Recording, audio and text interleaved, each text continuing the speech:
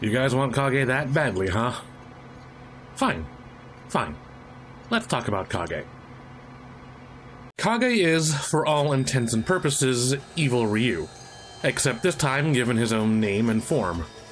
In his quest to become stronger, Ryu found himself tapping into a darker side of himself, a side that not only lusts for victory, but for blood and absolute destruction. Kage believes that absolute violence and uncontrolled rage is the only true path to strength, and that Ryu is a wuss because he refuses to kill. He's a Sith to Ryu's Jedi. There's not much more to say here. Good guy has a dark suppressed alter ego because power equals corruption. We've all heard the story before. As he appears in Street Fighter V, Kage is, well, Ryu except evil. I will not be the first person to tell you that this design is awful. The little horns and tusks are stupid, so stupid in fact that Bengus refuses to draw them in his story mode artworks. I get it, they're actually going for a traditional Japanese Oni look. A look that was already appropriated by an actual character named Oni. Are we trying to convey visually that Kage has some sort of tie to Oni? Maybe, except that Oni is non-canon anyway, so fuck it. The only other piece of design worthy of note is the little raggedy string around Kage's neck. Obviously, this is Ryu's bandana that he received from Ken as a reminder to stay on the good and true path. Here, it's torn and shredded because obviously Kage is above all that friendship nonsense, but he still keeps on his person anyway, I guess to remind you that friendship is dead or something. Sure, fine, but why does he wear it like a dumb little baby scarf for babies? I can think of several other ways to represent this tattered bandana other than hanging it off his neck, like maybe tied around his hand as though he were crushing Ken's friendship, but not like a weird little red noodle around the neck. The only other person who wears a bandana around the neck is Makoto, and I'm pretty sure Kage isn't trying to invoke the image of an angry little punch queen from Tosa. Though actually, that would be the most powerful image to invoke, really. Other games have had much more compelling evil Ryu designs in the past, designs that not only show how the Satsui no Hado transforms Ryu into something inhuman, but also how it damages him from within. Instead, Kage has the bare basic Halloween devil accessories, like he may as well be wearing a t-shirt that says, "Hi, I am Demon."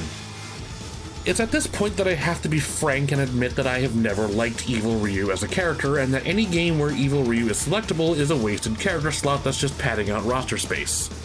That's not to say that I don't like Evil Ryu as a concept, because Ryu would be really boring without him.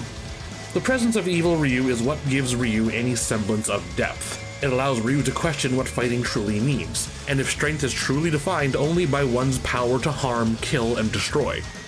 The problem here is that the role of Ryu's darker reflection already exists, and his name is Akuma. In fact, Akuma has been provoking Ryu for several games in a row to accept his dark nature as a part of who he is, and already serves well enough as a foil to show Ryu how much stronger he is, not simply by embracing his own darkness, but by mastering and commanding it. In truth, Ryu and Akuma both want the same thing, to grow stronger. The difference is that Akuma gains strength in order to transcend humanity and leave his mortal weaknesses behind, whereas Ryu's humanity is what makes him strong. Kage does not want to grow more powerful because he is convinced that he is already the strongest. He believes that fully embodying the Satsui no Hado has made him the pinnacle of strength, and there is nothing stronger. That's why it's stupid that Kage would even try to convince Ryu that you and I are the same, because their goals are clearly different. So it's not even a struggle for Ryu to just say no. Akuma is a far more compelling rival because their goals are fundamentally the same, even if their paths are different. When Kage encounters Akuma in story mode, even Akuma tells Kage that he's a piece of shit, that he's a shallow vessel full of rage and nothing more, and that he has no potential to grow stronger. In fact, the entirety of Kage's story mode involves Kage assailing all of his adversaries, and then being told that he's worthless and literally no one is afraid of him, not even Ryu. Probably because of the stupid little fangs. When I say that Kage is a wasted roster slot, I don't just mean that he's a completely redundant, discardable story element. He is also a wasted opportunity to actually characterize Ryu through his own gameplay.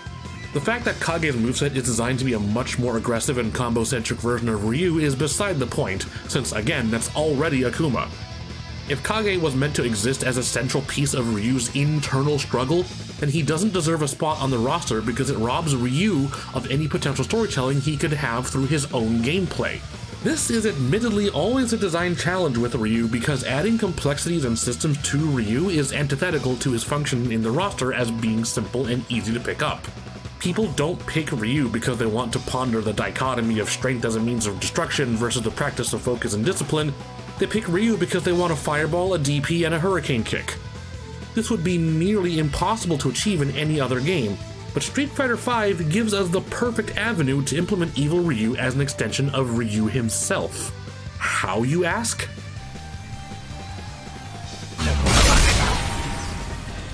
Let's imagine Ryu's V-Trigger 2 as Kage, even if it's only temporary. It means that Ryu transforms mid-battle from a balanced, honest character to an aggressive powerhouse with overwhelming combos and offensive pressure. So when you're on this screen, picking your V-Triggers, you're actually making the same choice Ryu makes when he struggles with his Satsui no Hado. Do you pick Denjin Renki and enhance your fundamental moves to perfection? Or do you risk tapping into the Satsui no Hado for a boost of power that allows you to cheat and change who you are? Do you decide that it's time to throw your humanity away and embrace bloodshed? Obviously the question isn't quite so dramatic in actual gameplay, but this is just one way that you can blend storytelling and gameplay in a way that actually involves the player. At the end of the day, I still hate Kage and I cringe every time I see he's on the damn roster. If anyone remembers being disappointed and enraged when Capcom decided to add DiCaprio late into Ultra Street Fighter 4's life cycle, then you know how I feel about this fanged idiot right now. It has been months since Capcom announced Season 4, and we don't even know if there's going to be any characters coming later. If this is how Street Fighter V ends, then... man, that just sucks. That wraps up today's Design Shop. Be sure to give this video a like and leave a comment below with your thoughts on Kage. Don't forget to subscribe and hit the bell for notifications on all the latest anime and game content from SugarPunch. Our channel is supported entirely on Patreon so we can keep our videos ad-free for the moment, so be sure to check it out for early access to our future videos. I'm A.B.I, and yes, this might actually be the last Street Fighter video for a while. God damn it, Capcom.